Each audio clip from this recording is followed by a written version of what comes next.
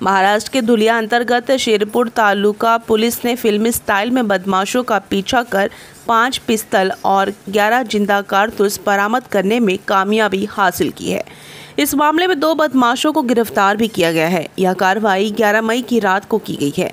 Shirpur taluka police station में police निरीक्षक श्रीराम पवार को गोपनीय सूचना मिली, जिसके आधार पर मध्य प्रदेश के उमरठी से 2 व्यक्ति 2 पहिया वाहन में अवैध रूप से देसी पिस्तल और जिंदा कारतूस खरीदने और बेचने के इरादे से खामखेड़ा शिरपुर मार्ग पर आ रहे थे। शिरपुर तालुका पुलिस स्टेशन के भूषण पाटिल, संजय भोई, स्वनिल बांगर, योगेश मोरे, कृष्णा पवार, अल्ताफ मिर्जा ने खामखेड़ा मोड़ के पास जाल बिछाया। 2 पहिया वाहन पर 2 लोग संदिग्ध हालत में आते दिखे, लेकिन वो दोनों बाइक छोड़कर बाजारे के खेत की ओर भागे। पुलिस की टीम ने उनका पीछा किया, साथ ही उन्हें गिरफ्तार किया।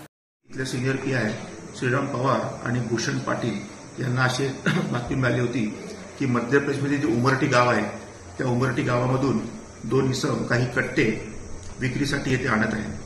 त्या अनुषंगाने त्यांनी ट्रॅप लावला असता बाबासाहेब रामभाऊ मिसाळ हा वय 48 संभाजीनगर येथे राहणारा आरोपी आहे आणि परमेश्वर भाऊसाहेब मिसाळ हा जालना येथे राहणारा आरोपी आहे।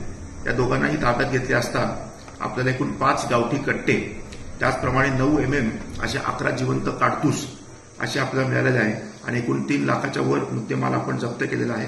325 आर्म्स ऍक्टच्या अन्वये गुन्हा दाखल केलेला आहे। दोन्ही आरोपींना अटक करण्यात आलेली आहे आणि हे नेमके कट्टे कोणासाठी विकत घेण्यात आले होते याचा तपास आता चालू आहे।